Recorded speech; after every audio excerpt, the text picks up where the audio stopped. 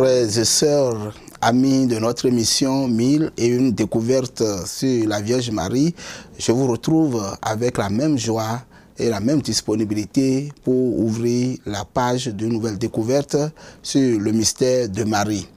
Merci à Gladys pour sa belle question qui se présente ainsi.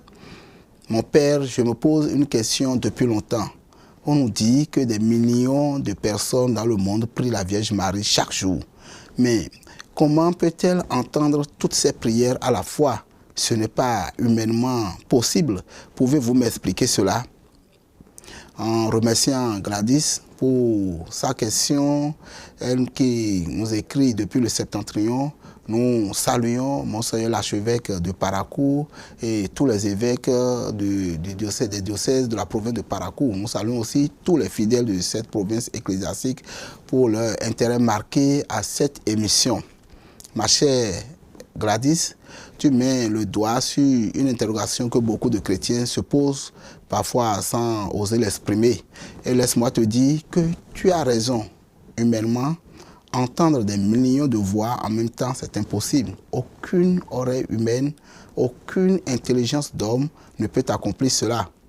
Mais laisse-moi aussi te dire que Marie n'agit pas par des moyens humains. Elle agit dans la lumière et la puissance de Dieu.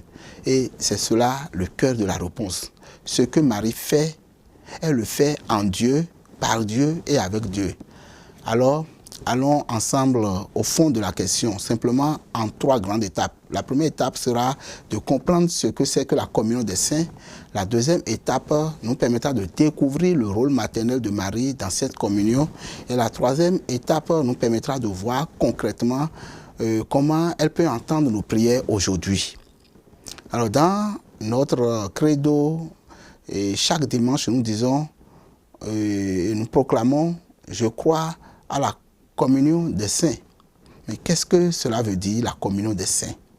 La communion des saints, c'est le lien invisible et réel qui unit tous les enfants de Dieu. Ceux qui sont encore sur la terre, nous, les pèlerins, ceux qui sont au purgatoire en attente de la pleine lumière et ceux qui sont déjà au ciel dans la gloire de Dieu. Nous ne formons qu'un seul corps, celui du Christ. Et dans ce corps, il n'a pas de séparation. La vie divine circule entre nous, comme le sang circule dans nos veines. Quand tu pries, tu n'es jamais seul.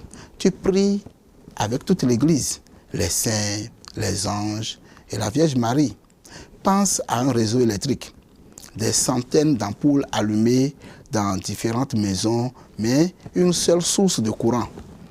La grâce de Dieu, c'est ce courant unique. Et la communion des saints, c'est ce réseau qui relie tous les croyants. Ainsi, quand des millions de personnes prient Marie, ce n'est pas un chaos de voix dispersées, c'est une seule prière portée par un même esprit qui monte vers Dieu. Maintenant, parlons spécifiquement de Marie. C'est la deuxième partie que je viens d'annoncer et qui nous permettra de découvrir le rôle maternel de Marie dans cette communion que je viens de décrire. Sur terre, elle était une femme comme nous, limitée par le temps, l'espace et la fatigue. Mais au ciel, depuis son Assomption, elle participe pleinement à la vie de Dieu. Dieu n'a pas seulement pris Marie comme spectatrice du paradis. Il l'a associée à sa gloire. Elle est totalement unie à lui dans une communion parfaite. Or, quand on est uni à Dieu, on participe à sa manière d'aimer, à sa manière de connaître et d'écouter. Marie ne devient pas une déesse, non, mais elle vit désormais dans la lumière même de Dieu. Et cette lumière lui permet de comprendre, d'accueillir, d'entendre toutes nos prières à travers Dieu. Regarde un rayon de soleil. Il touche en même temps 1000 visages, 1000 fleurs, 1000 toits, sans se diviser. La lumière du soleil n'a pas besoin de choisir. Elle éclaire tout. Eh bien, la prière des croyants portée dans la lumière de Dieu atteint Marie sans confusion ni limite. Elle n'a pas besoin de tendre l'oreille ou de faire le tri. Elle est dans la lumière divine qui voit tout, entend tout et aime tout. Donc Marie est notre mère spirituelle. Jésus lui-même sur la croix l'a donné à l'humanité. Femme, voici ton fils. Donc depuis ce jour, Marie s'occupe de nous. Et comme toutes les mères, elle écoute les appels de ses enfants.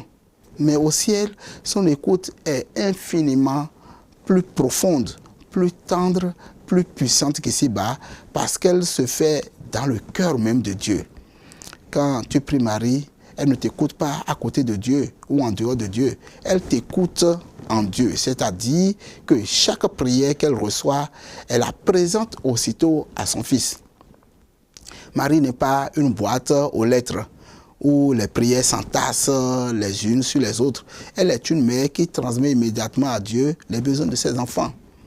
Imagine une mère de famille qui a plusieurs enfants.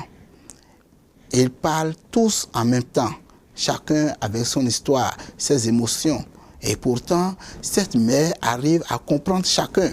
Elle sait quand l'un a faim, quand l'autre est triste, quand le troisième veut juste être pris dans ses bras, etc. Pourquoi? Parce qu'elle les aime. L'amour lui donne une intuition, une écoute du cœur. Eh bien, multiplie ce que je viens d'expliquer là par 1000, par 1 million. L'amour maternel de Marie est sans limite parce que cet amour est purifié, élargi et divinisé. Elle ne se lasse jamais de nous écouter. Tu me diras, d'accord, mais comment cela marche concrètement? Est-ce qu'elle entend toutes nos langues? Est-ce qu'elle fait une sorte de tri? Non, pas du tout. Il ne faut pas imaginer le ciel comme un grand central téléphonique où Marie reçoit des appels, des coups de fil. Ce serait trop humain. C'est une projection trop humaine sur le ciel. Il faut plutôt imaginer un grand océan d'amour. Nos prières sont comme des gouttes d'eau qui tombent dans cet océan. Rien ne se perd, rien ne se confond. Dans cet océan, tout est reçu, tout est aimé et tout est offert à Dieu. Quand des milliers de fidèles chantent en chœur dans un stade ou à une grande célébration, tu entends 1000 voix, mais c'est une seule mélodie. Les prières du monde pour Marie forment une seule symphonie. Elle en saisit l'unité et la beauté, car elle les écoute avec le cœur du Christ. Et n'oublie pas que Marie n'agit pas seule. Elle est reine des anges et des saints. Toute la cour céleste participe à cette grande intercession. C'est la communion des saints en action. Le fait que Marie puisse entendre nos prières ne montre pas sa puissance personnelle, mais la grandeur de Dieu. Dieu n'est pas jaloux quand nous prions Marie. Au contraire, c'est lui qui nous a confié cette mission de mère universelle. C'est Dieu qui lui a demandé d'être notre mère universelle. Donc quand tu pries cette Marie, mère de Dieu, quand tu dis cette Marie, mère de Dieu, priez pour nous, tu ne détournes pas ton regard de Jésus. Tu t'adresses à celle qui, mieux que quiconque, te conduit vers lui. Elle ne garde rien pour elle. Elle transmet tout à Dieu. C'est comme une maman dans une maison. Les enfants savent qu'en parlant à maman, ils seront entendus par papa. Parce qu'ils savent qu'elle parle avec amour et qu'elle comprend leur langage, qu'elle pourra mieux expliquer leur langage à papa. Donc savoir que Marie entend nos prières, c'est une immense consolation. Cela veut dire que personne n'est oublié. Même la prière dite dans un coin, même la larme d'une grande mère seule, même le soupir d'un malade sans parole, tout cela est entendu. Marie ne trie pas les prières selon leur beauté ou leur longueur. Non. Elle les reçoit comme une mère reçoit les desseins de ses enfants. Certains sont bien faits, et d'autres un peu tordus, mais tous sont précieux à ses yeux. J'ai récemment rencontré une dame lors de mes vacances. Elle n'est pas loin d'avoir 80 ans. Elle était toute heureuse de me montrer le dessin de son petit-fils. Un dessin que ce petit-fils lui a fait quand il avait 3-4 ans. Et ce petit-fils a actuellement la trentaine d'âge. Un dessin auquel je ne trouvais, moi, personnellement, rien d'extraordinaire. Mais un dessin gardé depuis 27 ans qui continue de réjouir le cœur d'une grand-mère. Mais chaque fois que la dame regardait ce dessin, elle avait toujours envie d'appeler son fils pour l'écouter et pour l'aider. Justement, ce qui est merveilleux, c'est que Marie prie avec nous. Quand tu récites le chapelet, elle ne t'écoute pas de loin. Elle le prie avec toi. Elle t'aide à méditer les mystères de la vie de son fils, à garder la foi dans les moments de doute, à espérer quand tout semble perdu.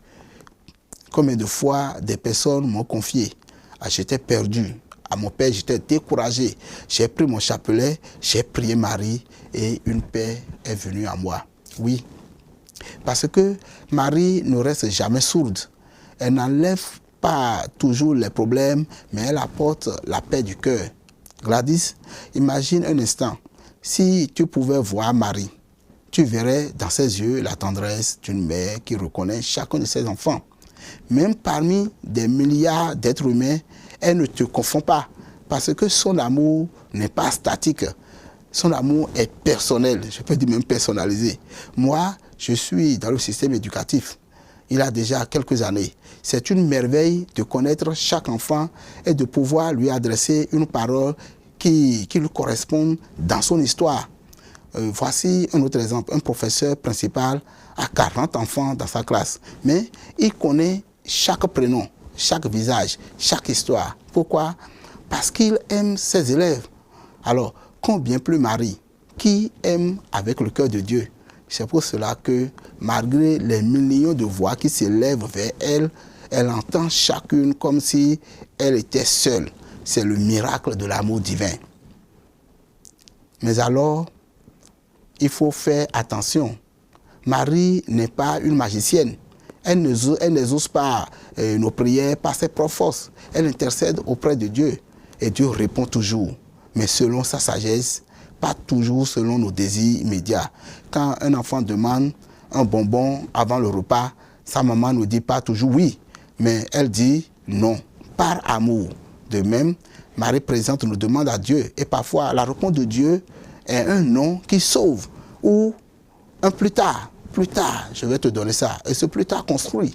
Savoir que Marie nous écoute, c'est une invitation à la confiance.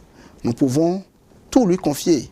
Nos joies, nos peines, nos colères, nos désespoirs, aussi nos espérances. Elle comprend, elle compatit, elle accompagne. Et elle nous apprend peu à peu à écouter comme elle, à avoir nous aussi un cœur qui entend les besoins des autres, qui prie pour le monde, qui intercède. Car la plus belle manière d'aimer Marie, c'est de lui ressembler. Devenir des relais d'écoute, des relais de compassion et de prière. Alors, ma chère Gladys, oui, Marie peut entendre des millions de prières en même temps parce qu'elle vit en Dieu, dans la lumière de l'amour infini.